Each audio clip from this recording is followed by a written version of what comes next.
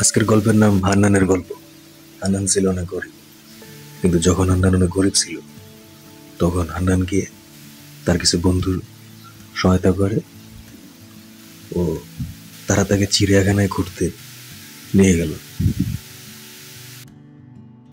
চিড়িয়াখানার ভাঙা গাছ হইতে একটা বাঘ যখন বাইর হয়, বড় লোকের বাচ্চাকে যখন আক্রমণ করতে যায়, সে সময় হান্নান দেয়ালের উপর থেকে বড় একটা পাথর নিক্ষেপ করে সে বাঘ বরাবর। তখন বাঘটি যখন চলে যায়, রক্ষা পায় সে বড় লোকের শিশু। বড়লোক তখন প্রচুর পরিমাণে বিপুল পরিমাণে অর্থ প্রদান করে পুরস্কার হিসেবে হান্নানকে। কিন্তু পরবর্তীতে হান্নানকে যারা চিড়িয়াখানায় ঘুরতে নিয়ে আসছিল তারা দাবি করে পুরস্কারের কিছু অর্থ, কারণ তারা তাকে চিড়িয়াখানায় ঘুরতে নিয়ে আসছে বললে হান্নান বাঁচাতে পারছে বড় লোকের বাচ্চাটাকে বাঘের হাতিতে।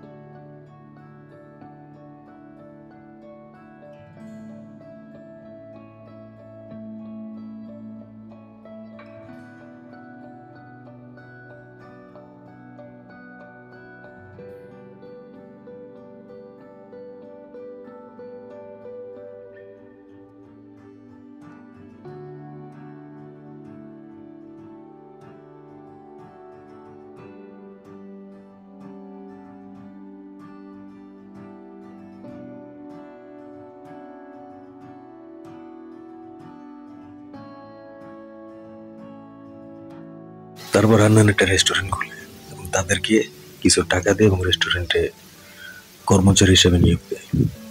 আর বাকি 70% টাকা সে ব্যাংকে জমা রাখে পরবর্তীতে ব্যবহার করার জন্য।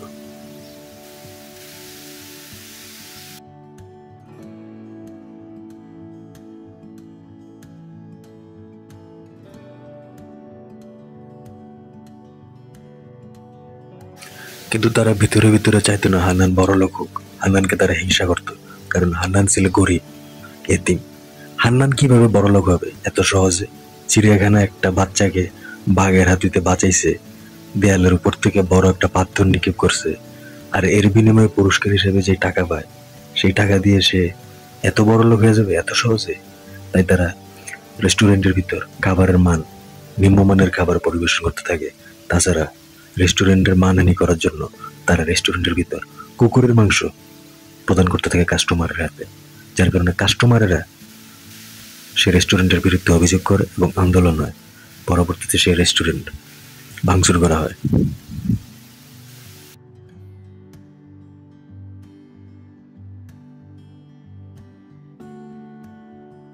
কিন্তু পরবর্তীতে কোনো এক ব্যক্তির সহায়তায় হান্নান সব জানতে পারে, সব সত্যি, এবং হান্নান গোপনে আরেকটা রেস্টুরেন্ট তৈরি করে এবং সেখানে প্রচুর পরিমাণে প্রফিট সে পেয়ে থাকে এবং সে প্রচুর লাভবান হয়।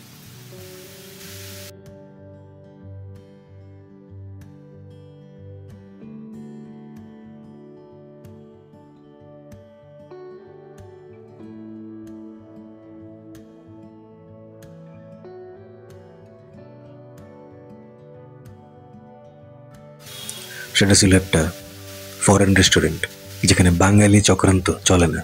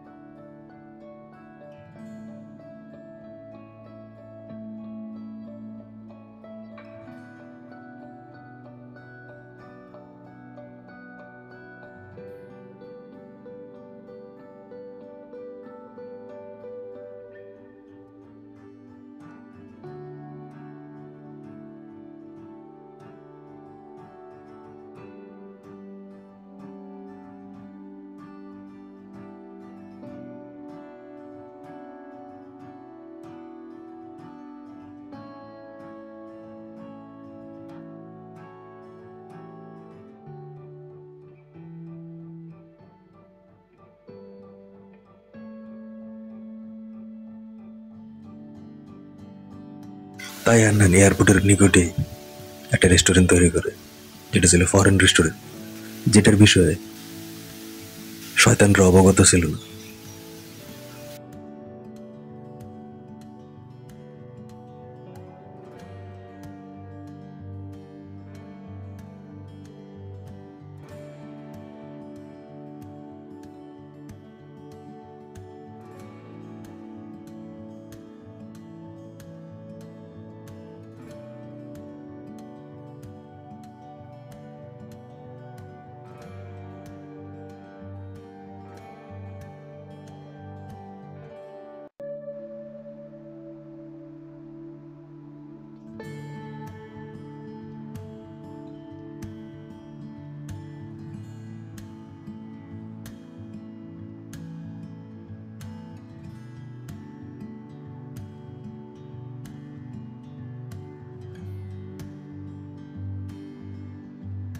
এই হইল মজ্জু, মিস্টার মজ্জু।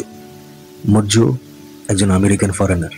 সে যখন রেস্টুরেন্টে খাওয়া শুরু করে, এমন সময় সে শুনতে পায় তখন হান্নান বাইরে ছিল। রেস্টুরেন্টে হান্নানের যারা অংশীদার, তারা হান্নানকে ডুবানোর জন্য অনেক ধরনের প্ল্যান তৈরি করে। তারা কিছু ভুয়া কাস্টমার আনবে এবং পরবর্তীতে রেস্টুরেন্টকে আরো খারাপভাবে ফাঁসানোর প্ল্যান করে। কিন্তু সব কথাবার্তা ছিল বাংলা ভাষায়, এবং তারা যখন খেয়াল করে রেস্টুরেন্টে আর কোনো ব্যক্তি আসেনি, শুধুমাত্র একটা ফরেনার আসছে, তার সামনে বাংলা ভাষায় কথা বলতে থাকে। কিন্তু শয়তানরা বুঝতে পারে নেই যে এই ফরেনার বাংলা ভাষা জানে, এবং সে আস্তে আস্তে সব শুনে এবং সে সবকিছু হান্নানকে জানায়। মজ্জু ছিল একটা টাইপরাইটার। সে সবকিছু প্ল্যান করে সে গতকালই লিচির বডি শেপ টাইপরাইটিং করছে বায়োলজি বইয়ের জন্য। তো সেখানে সে একটা প্ল্যান করে দুই মুখ ব্যবসার, গোপনে আরেকটা ব্যবসা হবে, সেটা হবে এয়ারপোর্টের নিকটে। এবং সে হান্নানকে শিখায় যে যেহেতু গতবার আন্দোলনই ছিল এবং হান্নানের রেস্টুরেন্ট ভাঙচুরি ছিল কুকুরের মাংসের জন্য, এবার হান্নানকে গোপনে এয়ারপোর্টে একটা রেস্টুরেন্ট তৈরি করতে হবে। যেমন জোকের যেমন দুইটা মুখ, ঠিক তেমনি ব্যবসায়েরও দুইটা মুখ থাকবে, তবে আরেকটা মুখ থাকবে গোপনে, যেটা জানবে না তার অংশীদার শয়তানরা।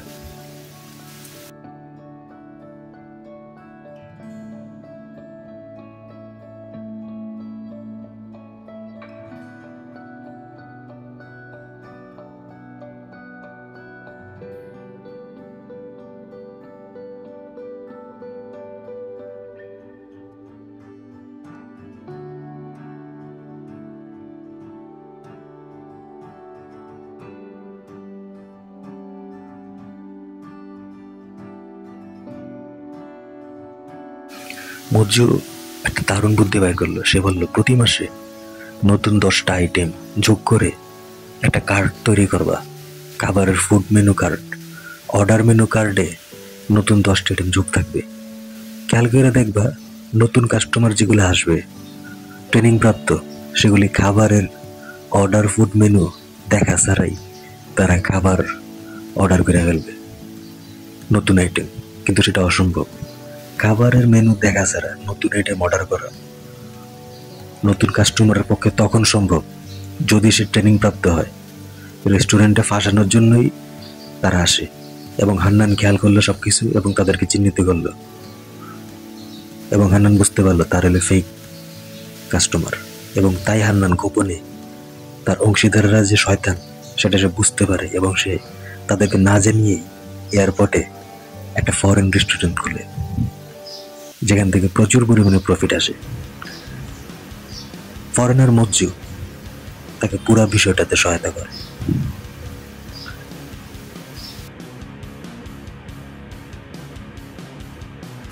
তাদের মনে এক্সট্রা সময় প্রশ্ন আছে কিভাবে হান্নান বুঝলো তারা যে চক্রান্ত করে।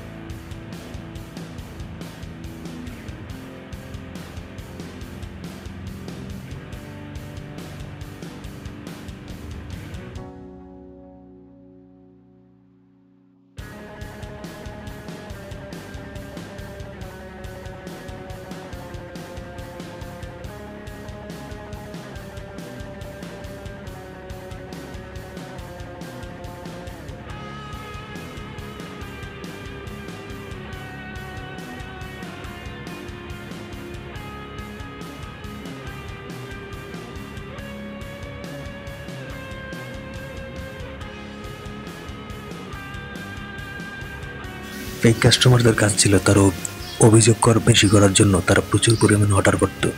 এরপর তারা বলতো খাবারে নিমো দিছে। তাই হান্নান এয়ারপোর্টে গোপনে রেস্টুরেন্ট খুলে।